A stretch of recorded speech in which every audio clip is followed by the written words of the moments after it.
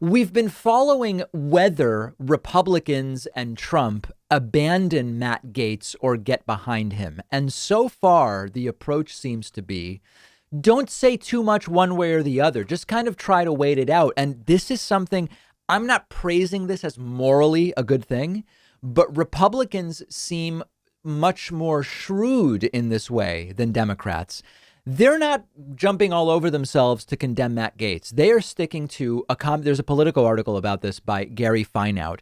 They are sticking to a combination of strategies that include saying these allegations, many of them were first reported by the New York Times. That makes me skeptical. That's perfect for the media skeptical right-wing movement that Donald Trump created with the meme of fake news. Say, listen, we have to see what's going on. But when the source is the New York Times, I'm skeptical. That's perfect cover for modern 2021 Republicans to say that. Others are saying straight up, I believe it is fake news. So down in Florida, there's a Gulf Breeze activist named Larry Hettu who straight up says, I believe this is nothing more than fake news. I don't believe anything coming from mainstream media. Matt Gaetz has denied it all. And that's good enough for many of them. Other Republicans aren't as dismissive, but they are saying that the allegations are vague. It's unclear what's true. There's conflicting reports. And basically, they're just kind of sitting out of it. One such example is John Roberts, not the Fox News reporter, but the chair of the Escambia County Republican Party.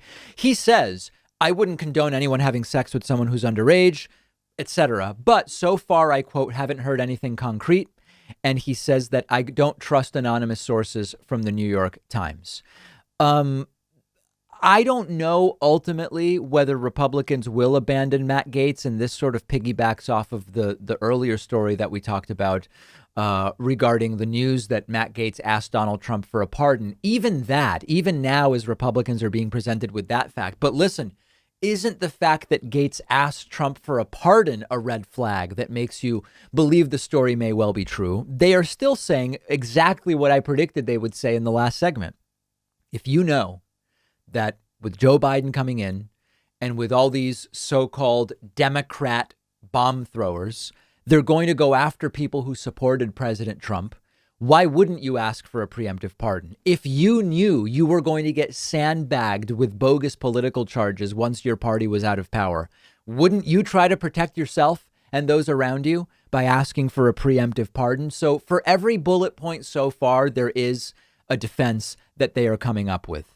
There is also the contingent that, without focusing on any of the specifics, is just saying this is an attempt to take out conservatives in particular districts and try to replace them with Democrats. It's predictable. I don't think there's too much to say about that. It's sort of it's an indefeasible claim. And we will just have to follow and see ultimately who stands behind Matt Gaetz and who doesn't. My prediction is that you are going to have, if indeed we learn more about the specifics and it starts to look very ugly for Matt Gaetz, even uglier than it already looks, I think you'll see a split. You'll see some on the side of on the Republican side, people like Mitt Romney, although who knows whether Mitt Romney specifically would comment on this, who would simply say Matt Gaetz should resign.